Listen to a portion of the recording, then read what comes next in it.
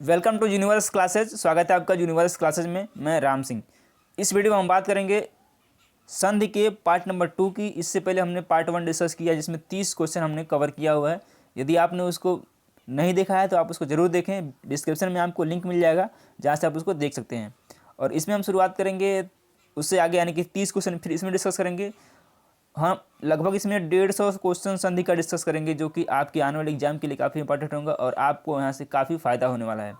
तो चलिए शुरुआत करते हैं आज की वीडियो सेशन की। हम लोग डिस्कस कर रहे हैं UP TET, C TET, UP super TET, SSC GD, UPSI और भी सभी एग्जाम्स के लिए जहाँ जहाँ हिंदी इंपॉर्टेंट है, यूपी लेखपाल के लिए टॉपिक वाइज हिंदी का प्रैक्टिस सेट। और ये हमारा प्रैक्टिस सेट नंबर 5 है। और यदि आपने नहीं देखा है तो हम एक प्लेलिस्ट बना दे रहे हैं topic wise Hindi practice session का, तो आप वहाँ से उसको देख सकते हैं। चलिए शुरुआत करते हैं पहले क्वेश्चन की। यदि आपको क्वेश्चन आ रहा है तो अच्छी बात है, नहीं आ रहा तो आप इसको जरूर देखें।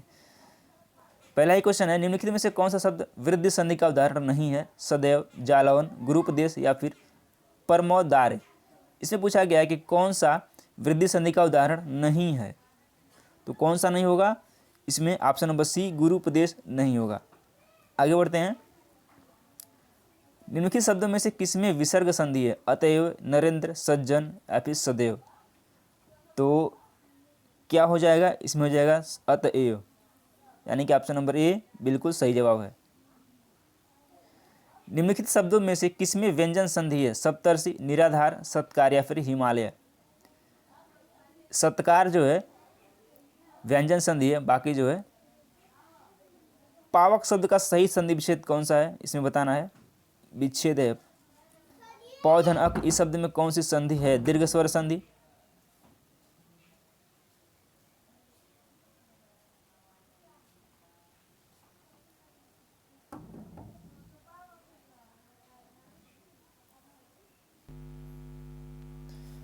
पावक शब्द का सही संधि विच्छेद क्या हो जाएगा? ये हो जाएगा पौधन अक होता है और इसमें अयादि स्वर संधि। Option number D will be right answer. Next question,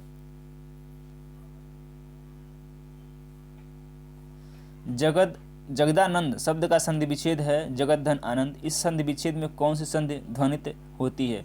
गुण स्वर संधि, व्यंजन संधि। तो इसमें कौन सी होती है? ऑप्शन नंबर बी व्यंजन संधि इसमें जो है पता चलती है। अहंकार शब्द का संधि विच्छेद क्या है? अहम धनकार। इस शब्द में संधि का कौन सा नियम प्रयुक्त है? स्वर संधि, विसर्ग संधि, यण संधि या फिर व्यंजन संधि। तो इसमें कौन सा होता है? इसमें व्यंजन संधि होती है। सन्मार्ग में प्रयुक्त संधि है स्वर संधि, व्यंजन, विसर्ग या फिर इनमें से कोई नहीं। तो इसमें क्या हो जाएगा? ऑप्शन नंबर बी स्वर व्यंजन संधि। सॉरी, ज्ञानोदय में प्रयुक्त संधि है स्वर, व्यंजन, विसर्ग या फिर इनमें से कोई नहीं। तो ज्ञान उदय, ज्ञान धन उदय, ऑप्शन नंबर ए स्वर संधि होता है। निराधार में प्रयुक्त संधि है स्वर, व्यंजन, विसर्ग या फिर इनमें से कोई नहीं। तो ये हो जाता है कौन सा संधि? विसर्ग संधि। निराधन आधार, निधन आधार होता है। तपोवन में प्रयुक्त संधि का नाम क्या है? स्वर, व्यंजन, विसर्ग या फिर इनमें से कोई नहीं। ऑप्शन नंबर सी तपह धन उपवन। अ प्लस ई बराबर ए स्वर संधि के किस भेद को व्यक्त करता है? तो यदि आपने इसको पढ़ा है तो आप डेफिनेटली इसको बता पाएंगे। दीर्घ, गुण, वृद्धि या फिर यण संधि। इसमें हो जाएगा गुण संधि। सत धन चरित्र, सच्चरित किस संधि का उदाहरण है? स्वर संधि, व्यंजन संधि, विसर्ग संधि या फिर दीर्घ संधि। सत धन चरित्र, सच्चरित क्या हो जाएगा? ये हो जाएगा व्यंजन संधि। अधधन गति, अधोगति का, यहाँ से आपको 2 क्वेश्चन बन रहा है। यदि आपको दे देगा अधोगति का संधि विच्छेद तो अधधन गति हो जाता है। और फिर इसमें कौन सी संधि है ये भी आप बता पाएंगे। ये हो जाएगा विसर्ग संधि। जहाँ पे भी ये हलंत लग जाए या फिर इसको बोलते हैं विसर्ग, तो यहाँ पे विसर्ग संधि ही आता है। यहाँ से आपको 2 क्वेश्चन बन रहा है, इंपॉर्टेंट क्वेश्चन आपके आने वाले एग्जाम के लिए। यद्यपि में प्रयुक्त संधि का नाम है गुण, अयादि, यण या फिर दीर्घ। यदि धन अपि होता है इसका संधि विच्छेद, यदि धन अपि यानी यद्यपि। तो इसमें कौन सी संधि है? इसमें है यण संधि। निम्नलिखित शब्दों में से किसमें स्वर संधि है? अधोसुख, सज्जन, वागजाल या फिर महोदधि। आपके ऑप्शन और option number D will be right answer. महोदधि। मतैक्य में संधि है दीर्घ, यड़, गुड़ या फिर वृद्धि। मतैक्य में कौन सी संधि हो जाएगी? ऑप्शन नंबर डी वृद्धि संधि। मतधन ऐक्य यानी कि इसमें वृद्धि हो रही है। रीति अनुसार का संधि सही संधि विच्छेद है। रीति ध्वनि अनुसार, रित प्लस अनुसार, रित प्लस अनुसार, रीति प्लस अनुसार या फिर रित्या प्लस अनुसार। तो ये है आपका रीति प्लस अनुसार, रित्यानुसार, ऑप्शन नंबर सी। तन्मय का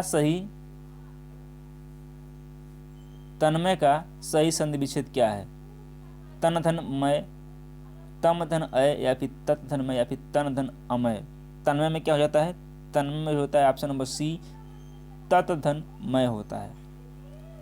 स्वागत में प्रयुक्त संधि का नाम है व्यंजन संधि, यण संधि, दीर्घ संधि या फिर वृद्धि संधि। स्वागत में क्या जाएगा? तो ये होता है आपका यण संधि। महोदय का सही संधि विच्छेद है। महाधन उदय होता है, यानी कि ऑप्शन नंबर डी महाधन उदय। ये कई बार क्वेश्चन पूछा गया है, महाधन उदय महोदय। दिगंबर में प्रयुक्त संधि का नाम है स्वर संधि, व्यंजन संधि, विसर्ग संधि या फिर इनमें से कोई नहीं। तो दिगंबर में व्यंजन संधि होती है, ऑप्शन नंबर बी बिल्कुल सही आंसर है। निम्नलिखित शब्दों में से किसमें स्वर संधि है? अतएव, रजनीश, तपोगुण या फिर सदाचार। इसमें क्या हो जाएगा? ऑप्शन नंबर बी रजनीश। महोषध जिसका सही संधि विच्छेद है महा प्लस औषध में कौन सी संधि है? दीर्घ संधि, वृद्धि संधि, यण संधि या फिर गुण संधि। इसमें क्या है? इसमें है वृद्धि स्वर संधि। अति उत्तम शब्द के लिए सही संधि विच्छेद है अति धन उत्तम। इस शब्द में कौन सी संधि प्रयुक्त है? दीर्घ, गुण, यण या फिर वृद्धि। इसमें क्या है? इसमें है ऑप्शन नंबर सी यण संधि। श्रवण शब्द का सही संधि विच्छेद है श्रो प्लस अन। इस शब्द में कौन सी संधि प्रयुक्त की गई है? अयादि, वृद्धि, यण या फिर दीर्घ। इसमें प्रयोग की गई है ऑप्शन नंबर ए अयादि स्वर संधि। मतैक्य का सही संधि विच्छेद है मत प्लस ऐक्य, मत धन ऐक्य, मति धन ऐक्य या फिर मत प्लस एक। ये है मत प्लस एक यानी कि मतैक्य होता है, option number B will be right answer. प्रत्येक में सही संधि विच्छेद है, तो इसमें क्या होता है? प्रति प्लस एक यानी प्रत्येक, ऑप्शन नंबर सी बिल्कुल राइट आंसर है। 57 का ऑप्शन नंबर सी। अब आते 58 पे। स्वागत का संधि विच्छेद है स्व प्लस आगत, स्वधन आगत, स्व प्लस गत या फिर सु प्लस आगत। स्वागत में क्या है? सु प्लस आगत, option number D will be right answer. मध्वरी का संधि विच्छेद है मधु प्लस अरि, मध